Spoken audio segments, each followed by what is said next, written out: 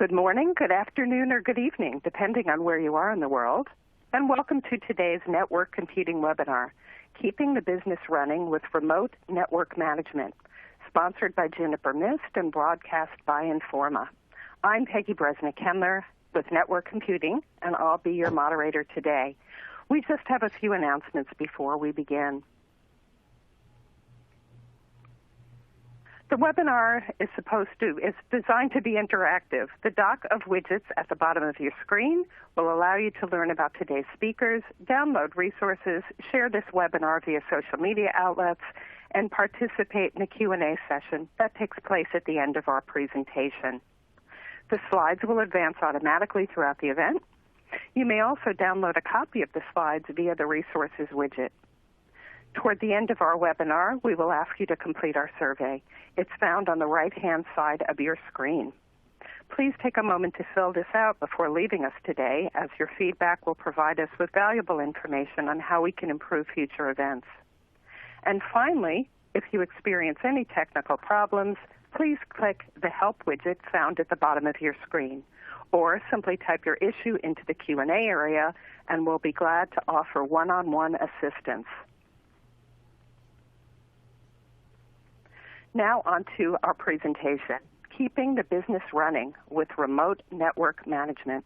Discussing today's topic is Howard M. Cohen, Senior Resultant at HMC Right Now. Senior Resultant Howard M. Cohen is a 35-plus year executive veteran of the information technology industry who today writes for and about the IT channel.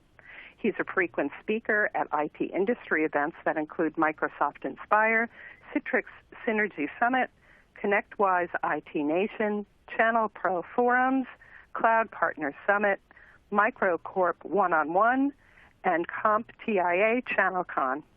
And he frequently hosts and presents webinars for many vendors and publications. Also joining us today is Rich Korb, Systems Engineer, Senior Manager, East Region at Juniper Mist. Rich not only manages an incredible team, but is also a field systems engineer for the Southeast region. Prior to Juniper Mist, Rich was the Director of Senior Systems Engineering of North America for Aerohive Networks. With nearly 2 decades of experience in the industry, Rich has focused the past 10 years on WLAN design and deployment across practically every vertical. He's been instrumental in key customer wins through his technical thought leadership. Also with us today is Gene Sawyer, Director of Sales Engineering at Juniper Mist. Gene leads a team of accomplished sales engineers and also works directly with customers and partners, leveraging technology to drive mission-critical business requirements. Gene has worked in the IT industry for more than 25 years, and he has extensive experience with large solution design and deployments across many verticals, including retail, hospitality, healthcare, manufacturing, and education. Welcome, gentlemen. Howard, would you like to start things off today? Sure, Peggy. Thank you very much. I noticed you chuckled at my title, Senior Resultant. Senior simply refers to the fact I'm old, as evidenced by all the gray. But resultant does mean that I'm all about results. And today we're here to talk about how to continue getting results even when the lights are out. So let's kick right in. No, this is not a soap opera. What I'm trying to point out here is that the world has changed. Just a few months ago, everybody suddenly went home, all at the same time. And IT organizations around the world performed a miracle, enabling all of their users to continue working, even though they were all at home suddenly. This is amazing when you think about it. At the same time, the nature of the data center changed completely. Before that, data center kind of looked like this, people getting coffee and spilling it on their keyboard. No, people moving around the data center, making things happen, and running the network. Today, the data center looks more like a ghost town. There's nobody there. Just like everybody else, the data center staff has been sent home and told to isolate in place wear a mask when they go out, et cetera, et cetera, et cetera. This leaves a lot of people wondering what's going to happen next. For a lot of users, the most important question is, what's your next office going to look like? And right now, the answer is this. It's going to look like your home. That's going to be your office. And we don't really know how long that's going to last. It could be for quite some time. In fact, some organizations like Twitter have already announced early on that from now on, all of their people work home. All of them. Everybody is working at home. If they want to come into an office, there'll be an office waiting for them, but they don't have to come in ever again. They work from home. That's what their office looks like. In fact, Gartner did a survey recently, and 3/4 of the companies they surveyed said that somewhere between 5% and 100% of their people are going to end up working from home permanently. That was very early on. By now, that number could be a lot higher. People are discovering just how attractive it is to have people working from home. They're more productive. The question then becomes, what about IT? What challenges are IT facing when everybody is working from home? What you end up with is a case of BYOD on steroids. And I've promised the next two speakers that I won't reveal which one of them this is a photograph of, so we'll keep that to ourselves. Now, BYOD on steroids, what do I mean? Every device that's in use there is a user-owned device. Most of people are going to be using the machines they have at home, and they're going to rig them up for remote access to their corporate resources. And this leaves IT confronted with machines they don't know. They're confronted with connections using residential internet access, depending on where people live, depending on who services that area. Everything is up for grabs. There's no real predicting what that incoming signal is going to look like and how well it can be managed by IT.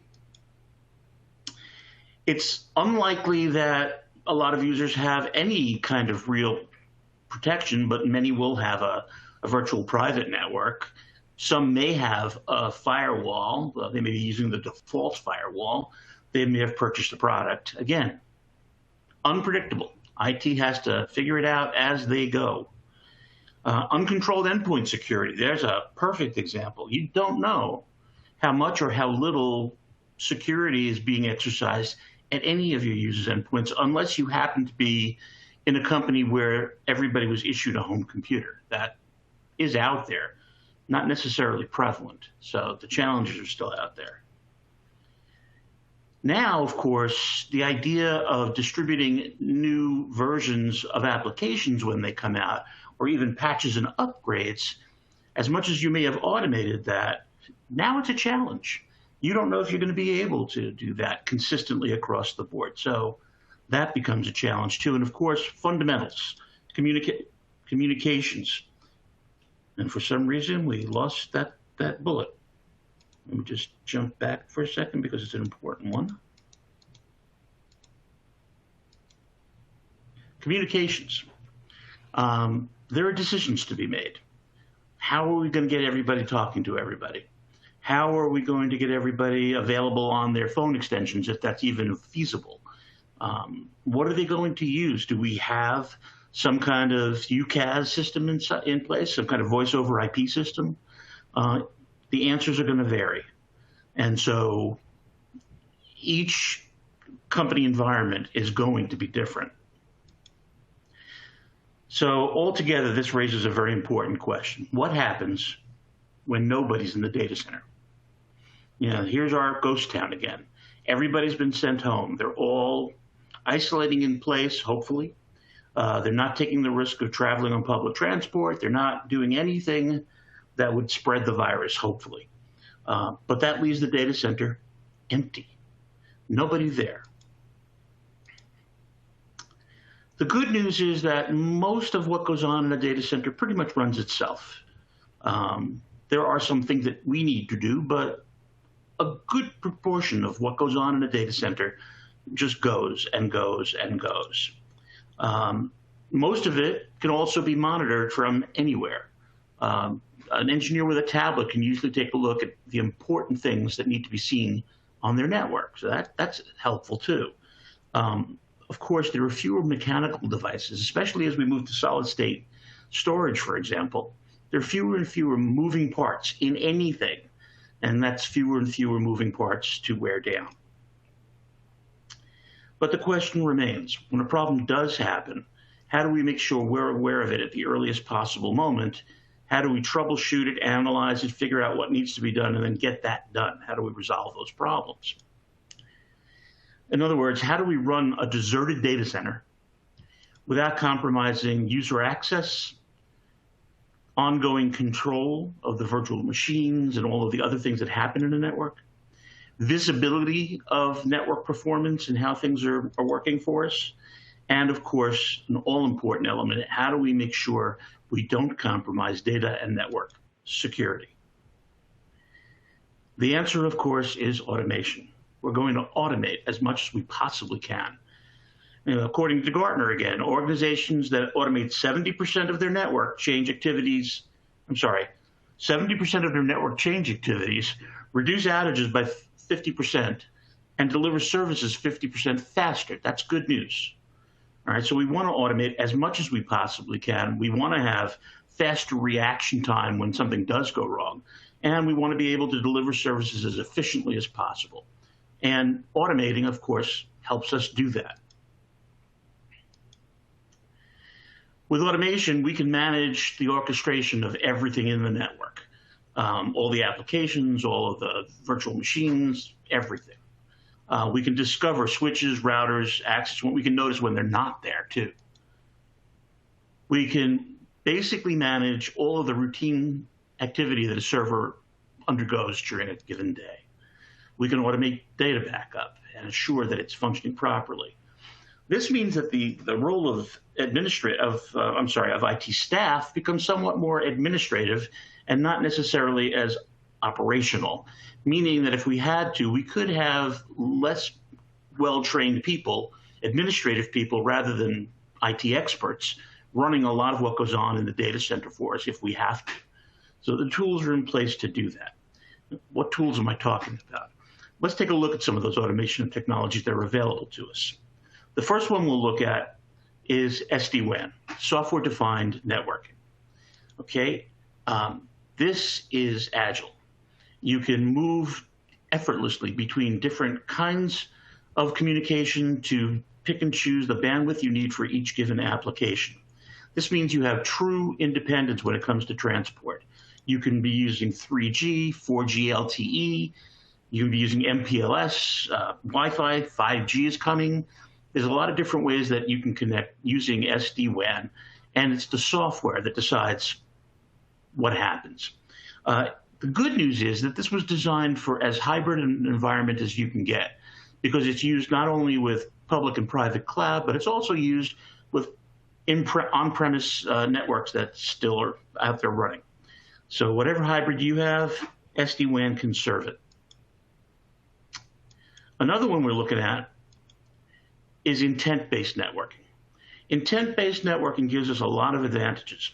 It tends to hide the complexity of the network. It creates agility, simplicity. Simplicity is important, especially when we're thinking about having more flexibility in who takes care of network operations. If we have to fall back on administrative staff, intent-based networking helps that happen. IBN also helps us identify problems quickly and gives us plenty of information to work with when we're going to resolve those problems. By itself, it can troubleshoot and fix a lot of issues without any human intervention at all.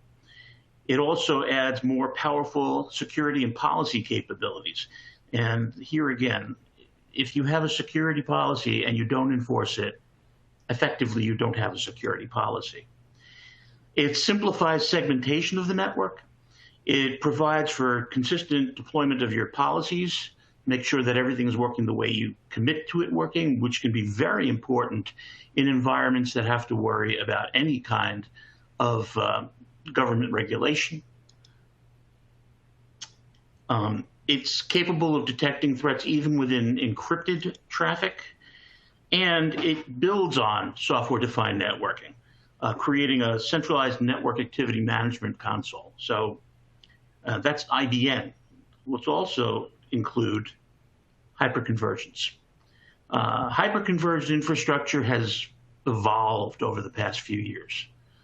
Whereas it once was dedicated configuration just for one specific application, today we get much more value out of HCI. Basically, the powerful value is that it unifies all management, brings it all together into one console, one united entity that you can manage all together. In sense, as I say here, it merges all data center activity into one manageable element. It relieves IT managers and team from managing most infrastructure tests. A lot is automated within hyperconverged infrastructure, and it's easy to access from anywhere because, again, it's software controlled. In fact, it's an enabler of SDN. I'm sorry, of SD-WAN. So basically, these three technologies are merging to help us automate the data center. Of course, that leaves us with a quandary, and that is what happens when a decision has to be made. Of course, immediately we think, well, you're going to have to enable a person to make that decision because decisions are made by people. Fact of the matter is, we can now utilize data from the edge to help network administrators make those decisions for their day-to-day tasks. We have accelerated the assessment of root cause, meaning that you don't need a person to spend hours finding what caused the problem. We can actually find that for them, which dramatically increases the speed at which things can happen. What we're talking about are self-aware systems, systems that can resolve or proactively alert administrators to some of the problems that are not as obvious, some of the problems that go on in the network that take real insight to notice, or as I refer to them here, more nuanced issues that are happening on the network. Of course, what I'm talking about is incorporating artificial intelligence and machine learning into network management. And so now we'll have new help in automating that deserted data center. I'm talking about artificial intelligence operations, or AI ops, a new science, science that's emerging and taking powerful steps toward helping us run data centers remotely. It puts automation at the infrastructure level. We've always had automation at the application level, but now we're talking about getting deep down into the system and automating more functions. It's more responsive. And having a more intelligent network means we have a network that has much more resilience and can stay up much longer without people getting involved in the process.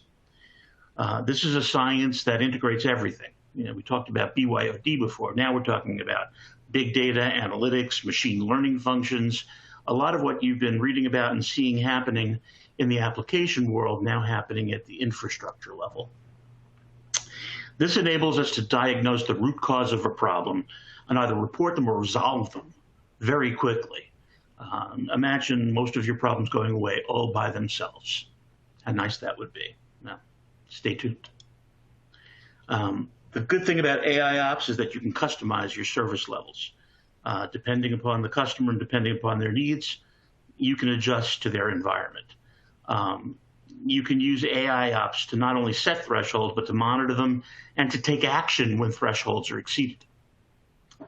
AI ops detects things going on the network before they become outages. It correlates the events with the root cause to figure out what caused what and what needs to be done, not only to fix it, but also to prevent it from happening again in the future. And quite frankly, it is seen as the future of IT operations management. And so you're going to get a glimpse into the future today. Before we go to the future, I just wanted to pop back to the past. Mentioned earlier that the senior in my title indicates my age. back when I started in computer networking in the dark ages, this is what a network analyzer looked like. It was a big, clunky box with all kinds of connections. And yeah, that is a floppy disk drive you see up there on the top of it. A lot has changed. Today, you're going to see the next generation of network management, network analysis, and proactive remediation of the network. And for that, I'm going to introduce my friend Gene Sawyer from Mist to tell you more about it. Gene? Hey, thank you, Howard. Hey, and for the record, that was not me in that picture.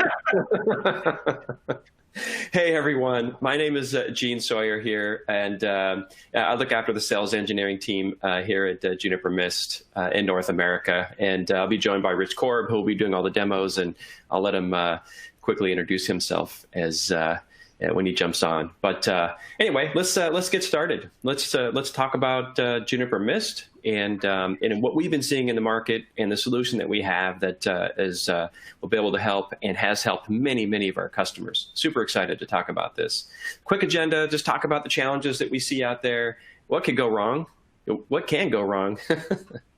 I'm chuckling because there's a ton of things that can go wrong. What IT needs and what we've developed to help our companies, our customers, and IT departments out there. And then Rich is actually going to jump on and actually show everybody the stuff that I'm talking about, and then some.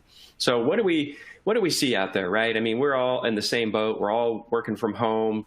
Some of us are going back to the offices, but reality is that before the pandemic started, it was kind of like this. You have an IT staff. You had your locations. Maybe it's a campus network, some branch offices, maybe a few folks working from home. Most of the people, employees, were in the office working away, right, with a few remote users. But now, what has happened since the pandemic? Basically, it's turned that on its head. If you look at what's going on and what has happened, let's build this slide out. Now, the IT staff pretty much remains the same. However, the locations have just blown through the roof. Now everybody's working from home. Remote users are through the roof. Office users are really small. What does that mean? Well, what that means is that with people working from home, the device count is actually going to increase. And not only will it increase, you're going to have all these different types of devices that are at the home network connecting into the network. And oh, by the way, the folks working from home are going to have their spouses working there. Maybe they have their kids doing online schooling. You have all of these other things connecting in. As Howard mentioned, now you got to start thinking about endpoint security and all of these new things that are happening out there that has basically changed in the last few months. And the one thing that hasn't changed is the fact is that everybody working from home, the expectation is that they're going to have the same enterprise work environment that they had when they were in the office working from home. So what can go wrong? A lot can go wrong. So if you look at this, basically you see here, I mean, it's kind of interesting. The primary connectivity method is wireless. So what typically happens is someone's going to call in and say, man, Wi-Fi sucks, or Wi-Fi is running slow, and Wi-Fi is typically going to get blamed for everything. But reality is that there's many things that could potentially go wrong that is attributing to that poor Wi-Fi experience, right? It could be firewalls. It could be your broadband provider at home. Now everybody has all these different broadband providers and all of these issues that they have to deal with there. It could be it could be who's providing DHCP, DNS, what's going on in there. There's so many things that can go wrong. And at the end of the day, it's like, how do you deal with it, right? What can we provide from a Mist perspective that will help our customers, IT staff, understand what's going wrong out there? And actually, let's talk about that. So what if, we had the luxury of building our Mist microservices cloud architecture from scratch, which was super exciting, right? And that's one of the reasons why I joined Mist to come over here. So Bob Friday, who's our CTO, basically was watching Jeopardy, and he saw Ken Jennings basically play championship Jeopardy with IBM Watson, right? A computer. And Bob was looking at that, Bob Friday, and he said, man, I'm going to build a scalable cloud architecture with integrated AI operations that can actually play Jeopardy, on par with networking domain experts. And so that's basically what we're going to talk about today is how we did that and actually show you how we actually solve that problem as well. And so it all starts with data. And as Bob Friday says, I'll quote him a couple of times as I'm going through this, is that he makes wine, right? He basically says the wine is only as good as the grapes you grow. Well, it's the same thing with data, right? It's very, very important from a data perspective to make sure that we're getting the right data for at the right time for the issues that are happening in the network. It's not about collecting massive amounts of data and incorporating all the log files that are coming from all these devices. It's important to get the right data at the right time from every single client, and that's what we do. The other thing is two key things: making sure that you actually have all the domain expertise, and we have that. We have wireless experts, wired experts, routing experts, security experts, all of those things, and all of those teams working together with the data science team. And the data scientists are obviously taking the data, working with domain experts, and actually built the AI operations components in the cloud to take advantage of all that stuff going on. What does that mean? Well, we have a Marvis, which is our virtual network assistant. How cool is it that what we can do is that I'm sure everybody on this call has had questions like, hey, my Zoom audio is choppy, or I can't connect to my Wi-Fi network, or maybe several of you on this call today have actually had issues. Maybe the audio isn't that great. Maybe the video isn't good. Maybe you can't see the slides transitioning, right? Well, what's going on? What is it? Why can't you see that? Well, we actually can provide all those details, and that's basically what this system is all about. So how cool would it be to be able to log in and say, hey, why is Zoom audio at John Doe's work from home office not working today? And then being able to get the answer with all the contextual data of why that isn't working. That's exactly what we built in the system with the AI operations and Marvis's conversational interface that Rich is going to show you coming up here as well. And by the way, one of the things that's really important that I didn't highlight, I talked about wireless because wireless tends to manifest these issues because it is the primary connectivity method. But the really important piece is collecting the data and collecting the right data, as I mentioned. But not only that, being able to collect it from a flow perspective. You got clients that are connecting through wireless, wired, WAN, and into those cloud operations and into the cloud, and being able to actually have all that contextual data from that flow perspective to actually help you figure out what's going on. So let's talk a little bit about that. If I look at this slide, one of the things that I get excited about is that, again, as I mentioned, we built a scalable, high-performance microservices cloud architecture. It's purpose-built exactly to do what it's doing. It was built from the ground up to do just this. It needs to provide agility. Again, it needs to provide scale. It needs to provide real-time services for those folks that are actually looking to figure out what's going on, what's broken, and then actually proactively provide answers to what's happening in this environment. And not only doing that, but doing it from a distributed perspective. We got customers, one of our largest customers has over 100,000 access points deployed across hundreds and hundreds of distributed sites. And then being able to actually have those answers in a centralized place from the entire organization. And that's exactly what our system provides. And Rich is going to show you that as well. So you can see here's some of the details. This is just a snapshot of the different events that we take. We're very, very focused on the client experience and making sure that that client and all of the events that client is going through, good events as well as bad events, and being able to track that again for the times that those clients are connected and all of the different flows and all the different services and systems that they're using, and then be able to collate that data to help you figure out what's going on. So a couple of interesting things when I look at the actions at the bottom. And I get really excited about this because there's a couple of different things that we do. One is being able to be reactive. And so being able to basically troubleshoot in real time when somebody calls up. And again, I mentioned the fact, what if somebody calls up and says, hey, I've had a problem with, I was on Microsoft Teams last Tuesday, and let's say it's Friday. I was on Microsoft Teams last Tuesday, and in the afternoon, man, my audio was really choppy. What was going on?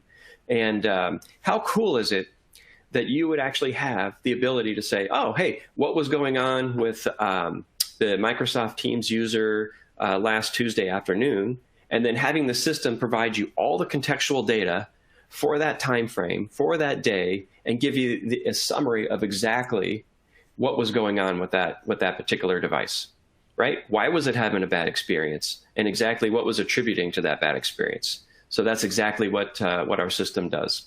And the other thing about proactive, and this is the stuff that I get truly excited about, and this is all about the self-driving network. So things like, let me give you a couple of examples of what a self-driving network looks like. One is that, let's say you have an access point. Again, that's where a lot of the problems manifest itself. Let's take two examples from an AP health perspective. One could be, let's say you have a Wi-Fi device is connecting to an access point. Let's say they're experiencing or having a bad experience, and the system is actually monitoring, again, this whole integrated, AI operations component, being able to do machine learning and being able to understand these devices and continuing to learn over time. But being able to understand, like, hey, I have this device connecting. This device is actually having a bad experience. I know that this device is having a bad experience because they're hitting a defect in the firmware that's actually running on the AP. And then being able to have the system send you an alert that again bubbles up to the whole organization that says, hey, this AP at this particular office or this particular person's work from home environment, they're having a bad experience because they're running a version of firmware on that AP that has a known defect in terms of what they're doing. We recommend you upgrade to this version to fix that problem. And then be able to click a button that says, yeah, go ahead and upgrade that AP. Or ultimately having the network just take care of itself and automatically upgrading the AP to make sure that client's having a great experience. And that's what Rich is going to show you. We have a tool we have Marvis Actions that bubbles up all of these events from an organization perspective. And one more example of this that is super exciting to me as well is that let's take the other way. Let's say somebody has an access point, for example, from an AP health perspective. And let's say, with our system, we're always doing health checks constantly, not only from the clients, but also the devices. And let's say we actually found a device that, hey, it happens. You have a bad piece of hardware, and this hardware is a defect. What we will do is that we will proactively notify IT and say, hey, you have a bad piece of hardware over in this particular work from home environment. We want to send a new AP or a new switch or whatever is broken. And where do we send it?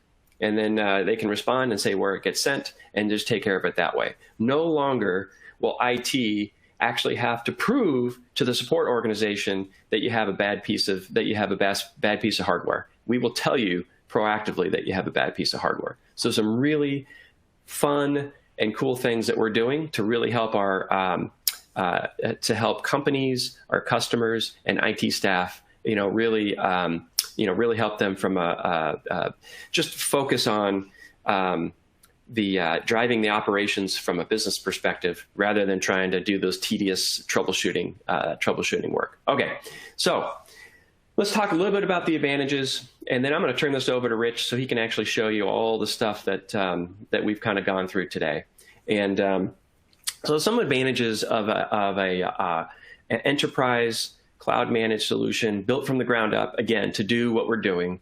And some of the stuff that we look at that I consider table stakes. It's like, hey, no longer do you have to pre-stage devices. You get a plug and play ZTP, zero touch provisioning experience. We just keep it simple. Send devices out, plug them in, they boot up, become operational. You don't have to touch these things or configure these things.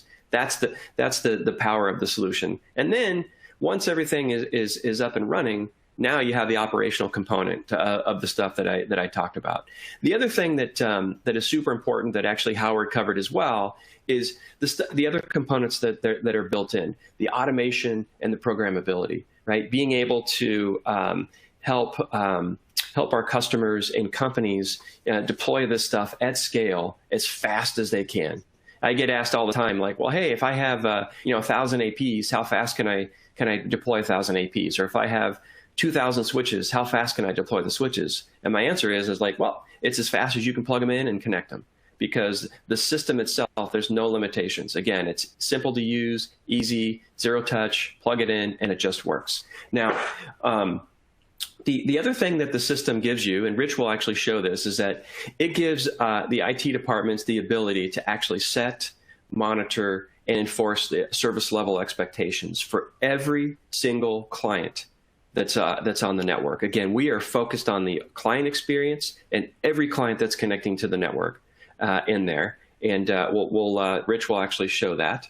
And then also having the AI operations component built in from the ground up. This wasn't something that we just added on as an afterthought. This was something that was integrated in from day one. And then also with Marvis, being able to have our Marvis conversational interface. So being able to ask the system what's wrong with something, and then it actually will tell you what's wrong. Two quick examples of customers before I turn this over to Rich. One is ServiceNow is a customer of ours, and they were averaging a couple hundred support tickets every month. And then they actually converted to Mist, installed Mist in their environment. And what we were able to help them with is that we reduced their monthly trouble tickets by 97% by them implementing Mist and giving them the visibility and the integrated AI operations component into the system. With that said, Rich, I'm going to turn this over to you to give you plenty of time to actually show everybody what this system can do. Sounds like a plan. Thanks, Gene. Appreciate that. I'm going to try to share my screen. Hopefully this works according to plan.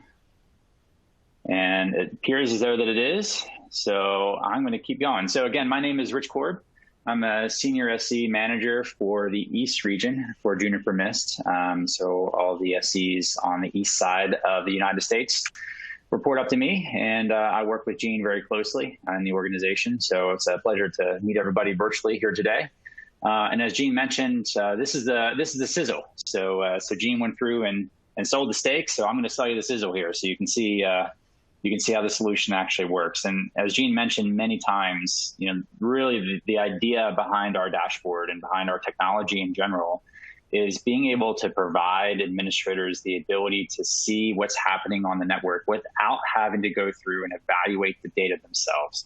Traditionally, up until the inception of Mist, if there was a problem on the network, whether it was somebody at their home location or somebody at a remote office or even at a corporate location, you would have to go through and gather a tremendous amount of logs and data and troubleshooting effort to try to determine exactly what's happening with that user at that location. And then many times would have to ask that user to try to reproduce the problem when you have logging and troubleshooting and all this analysis protocols in place to be able to evaluate what's happening when the issue actually occurs. What we're doing is allowing the system, through the use of machine learning and then artificial intelligence, to evaluate all the data that we're gathering, basically taking that step out of the equation. And that step is a huge time consumer. Just the process of being able to evaluate log data and troubleshoot an issue is traditionally a vast majority of the time of an IT professional. So if we can let the system, we let artificial intelligence go through and evaluate that data, and then proactively, or in some cases reactively, inform the administrator what is going on the network and what the problem is and what to do to resolve it, we have taken out a tremendous amount of effort and a tremendous amount of time, and our end users are going to be much happier because now we can resolve an issue and address it before it turns into a 5-alarm fire. So for the first way that we do that is through something called a service level expectation. We abbreviate that as SLEs. And the highest way of thinking about this is essentially the report card of how your network is operating. Being able to see at a very quick glance how healthy are users at a specific location. Are they having a good user experience? And really the biggest thing here is being able to address the question of, if they're not, in the case here with my successful connects, I have a 48% score. I mean, 48% is terrible. If I were to get 48% on any test and quiz in my college and high school career, I think my parents would have disowned me. Not true, but a little bit of a stretch of the imagination there. But nevertheless, 48% is a very terrible score. So the question then is, what is causing that score? Why are 40 or 52% of my clients unable to successfully connect to my network at this location? And right there on the right-hand side of the screen, we have been able to tell the administrator that 99% of those problems, 99% of the 52% of issues are due to something related to authorization getting on the network, whether it's incorrect username and password, whether it's incorrect certificate, wrong pre-shared key, whatever the case may be. And we do have some DHCP related issues as well. So very quickly, without doing anything besides coming into the system, the administrator can determine exactly what the end user experience looks like at that site. And if there's a problem, what is that problem? But we can double click on that, as I say, to be able to get more information. So if I wanted to see specifically what was happening with the authorization related problems, I have the ability to see over the course of time when these issues occur. And very clearly, you can determine that these problems happened on the 23rd of July, sometime in the afternoon. So that is very evident by just looking at a visual timeline. And then in distribution is awesome, because now I can really start getting into the weeds and showing you very quickly what's happening and where these problems lie. So I can show you that what specific SSID may be having the problem, specific access point may be having a problem. Is there a commonality to the type of device, whether it's a Mac, whether it's an iPhone, whether it's an Android, and then even specific versions of operating systems too. Do we see any common trends of what may be causing problems with devices successfully connecting to the network? And are there any specific issues with the frequency as well? But where the rubber truly meets the road here is being able to show the administrator the specific devices that had the failure. So now we're able to go in and determine these are all the devices that have had issues. And I can then even click on a specific device. And now artificial intelligence is specifically telling me what's happening to this individual device, where we're saying that there's an authorization related problem. And really important little word here is this is a widespread issue.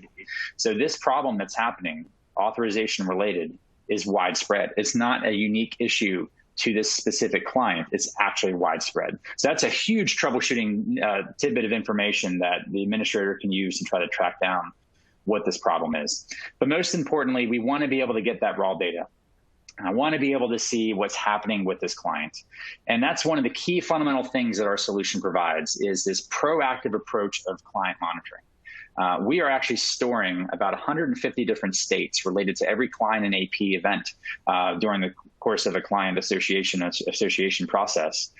Being able to determine whether it's good, bad, or indifferent, I'm keeping that data in the cloud for that client, every single client. It doesn't matter if it's 2 or 3 clients connected to your network or 200,000.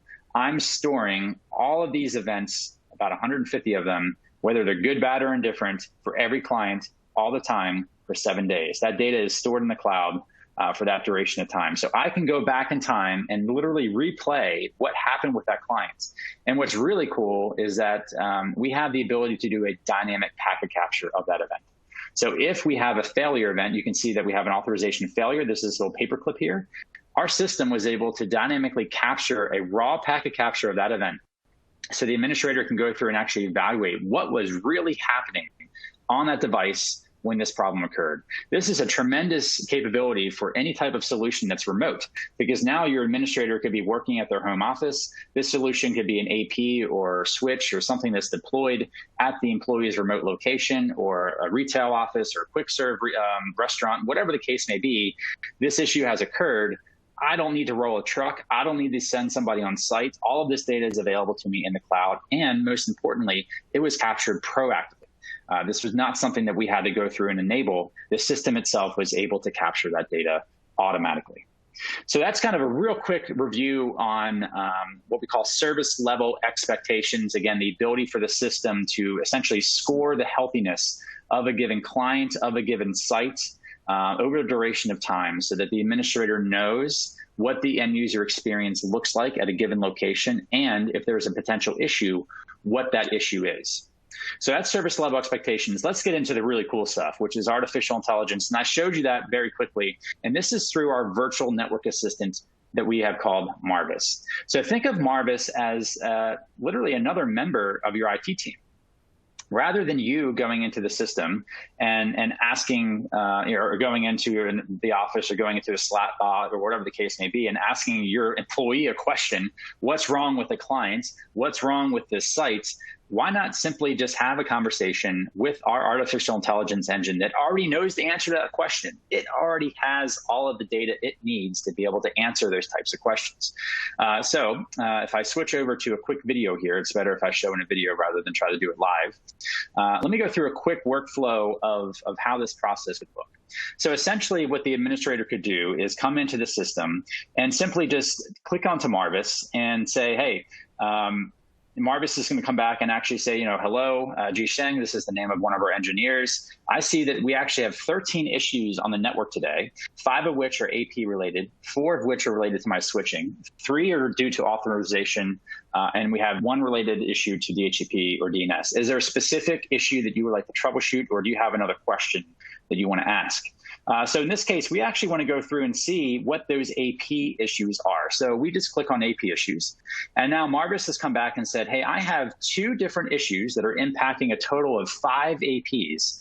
What would you like to look into first? I have 4 APs that are offline, but I actually already have another access point that has a health check that failed. And Gene mentioned this earlier when he was explaining the solution. We do have the ability to proactively check our access points to determine, is there any hardware-related issues? Are there any bugs or problems that we're seeing, so that if we see that, our system is monitoring all of this data all the time, we would then be able to proactively inform the administrator, hey, you need to upgrade this APs to a newer version of firmware to resolve this issue, which is exactly what Marvis is telling us, that we see a problem that started on July 18th, and we're actually recommending that you upgrade the version of firmware from 17.355 to 17.441. So Marvis has actually gone through and already determined this is a potential issue. Maybe the administrator is completely unaware that there's a problem that's going on, but again, proactively, our system is now telling you that you need to go ahead and do this. And the system is asking you, do you want to upgrade the firmware right now? In the case of this, yes, actually, I would like to. So Marvis went ahead and took care of going through the upgrade process right here. Without you having to click on an AP or doing anything at all, the system has gone through that process. And we can actually check on the status of that by simply asking Marvis to show me the APs for a given location. Marvis is going to display the access points. I can sort based on the version that's there. And now we can clearly see that AP that we talked about earlier has upgraded to a newer version of firmware. So that's a really great workflow of being able to show a proactive approach of addressing an issue. Again, this could be something that no one ever actually complained about, that we were actually able to see. The other nice thing about this is that Marvis has a tremendous natural language processor, where we can go in and just ask a basic question. And based on what we're typing in, Marvis is going to be able to derive essentially what we're asking. I'm a terrible speller. This isn't actually a video of me doing something, but you can see that we actually typed in the wrong spelling intentionally to see how Marvis would deal with that. And we can see that we are basically asking, my client is not working today, typed in completely incorrectly. Marvis was able to derive what we were trying to ask, basically saying, hey, I have a client that's not working. A very high-level, generic, basic question coming into the system. My client is not working. Marvis is now able to say, well, I'll tell you all the clients that are quote unquote unhappy, all the ones that I've noticed, that all the data that I've captured, these are the ones that are probably having the most problems. And what we can then do is go through and click on any client that we want to get more information on. So we can select a specific client. And then once we select that client, it's actually going to go through and troubleshoot that specific client. Notice how it actually typed in the query, troubleshoot client missed Pi 6. And then it's going to come back and say, well, I've troubleshoot that client and I have seen 3 problems that are specific to that client. I have a successful connect related issue, I have an AP health related issue, and I have a time to connect related issue as well. So let's dig into that. Let's get into more information. Let's take a look at the successful connect problem. What we're saying is now Marvis has now seen through all the data that we captured, all those 150 different states that we're capturing for every client all the time, Marvis has been able to determine that there is a DHCP related issue, and it looks like it is a DHCP pool exhausted problem, meaning that there's no addresses to be given. Do you want to get more information on this problem? So we could actually go through and say, well, yeah, actually, that's a big concern. When did this problem actually happen? I'd like to see more data about that. We can then click on that failure timeline and then be able to determine when did this problem actually occur. So we can see that this issue happened on the 22nd, by that little teal color there. I can then go into the client insights, which is going to take me back to the page that I showed you guys previously, where I can then get into that raw data. I want to see that raw data packet capture and see exactly what was happening with that client over the course of time. I have all that data that's captured here that we could go through and replay time for that client. Now Marvis is asking us, hey, was that information helpful for you? In this case, it wasn't. We were like, no, I still have no clue what's going on with this client. No problem. Marvis is going to come back and ask you, I will be happy to open up a support case for you. So Marvis is actually going to create a support case with us. And then our support technician would be able to see all of the conversation history that you've already had, have access into all the packet captures, all the client data, and be able to determine exactly what could potentially be going on with this client based off the data that we have already collected and correlated, and we've already gone through and troubleshot. So at this point, someone would be able to then contact the customer and then be able to continue communication and working on the issue. So, there's nothing else that we need help with at this time related to this problem. So we're simply just going to tell Marvis, no, I don't have anything else you need help with. But there's actually another question that someone else asked us. Avi said that he had a bad Skype experience today. So he just called in to help us and said, hey, my Skype call, I have a lot of jitter. I have a lot of issues. What was actually happening? Why was this problem happening? So in this case, we've been able to then determine, based on application awareness through seeing what's happening on the switches, on the APs, on the routers, all of that stuff, we're able then to see what's happening with that client. And now I can go through and investigate a specific session and be able to determine when that session occurred, what was happening, why was there potentially a bad problem with that application. In this case, we can see that it was probably due to a high latency on the gateway, on the router itself. This would be a Juniper SRX. This information would have to be coming through a missed Juniper AP, a missed Juniper switch, or a Juniper SRX firewall. We would be able to gather all this intelligent data from those solutions. So now we can kind of show you a whole picture of what's happening with this whole thing. Was there a problem with the client itself? Well, there were no issues with the client. Was there any issue with the access point? Well, there actually was a small problem in the access point. There was some non-Wi-Fi related interference on the 5 gigahertz band. We don't think that's the main contributor to this problem, but that may be something that's causing the issue. And then finally, we don't have any switch related issues, but we do see a problem on the router, which is due to slow response time from the application server due to high latency. So there more than likely was something on the WAN or something due to the application that they were using that was causing this problem. So we were able to see, based on a very high level vague complaint, my application is slow, Skype call doesn't work, what's actually happening and what happened to that experience by just asking Marvis those questions. And the other thing that we can do from a very high level is just ask Marvis basic questions of how to do something. I want to be able to configure a VLAN on my system. We're just going to give you a link to help documentation that will then guide you through the process on how to build those configurations. So that's a quick example on how this conversation interface is working, and the fact that we can really start managing these networks without having to be there and actually doing feet on the street, troubleshooting in person. We have remote employees now. We have lots of remote locations that we need to be able to manage nationwide or even worldwide. The fact that we can do this from a single pane of glass, utilizing artificial intelligence to really button this together and let the system itself do the legwork, let it do all the evaluation, will really help us in being able to resolve these issues and get these problems solved to have happy end users. So that's the end of my my demo. I think we're going to go into to a Q&A session right now.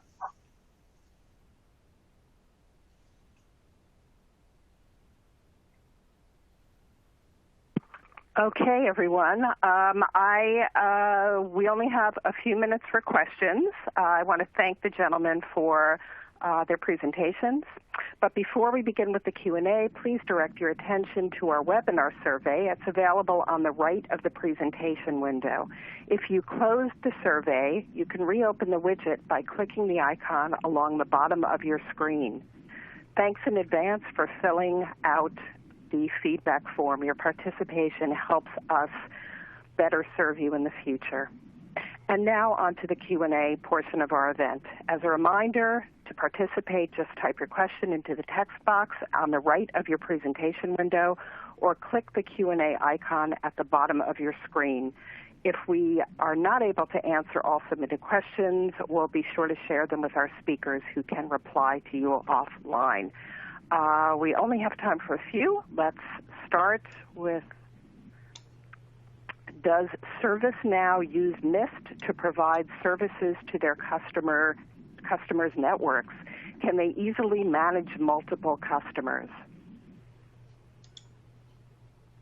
Yeah, I can take a stab at that, and Rich, you can chime in if I forget something. But ServiceNow is obviously it's a massive solution with lots of different use cases that they can solve. One of the ones that ServiceNow has recently put together, I believe they have an application called Safe Workplaces, and they have a native integration with the Mist solution that actually helps with contact tracing in terms of what's going on in the environments today. And so they basically leverage, and this is something we didn't talk about on the call today, but leveraging our location services capabilities, leveraging our occupancy analytics and things like that we provide, and directly integrating that solution via our API framework into the ServiceNow solution. So that's available today for customers that actually download that app and have Mist. They can turn that on.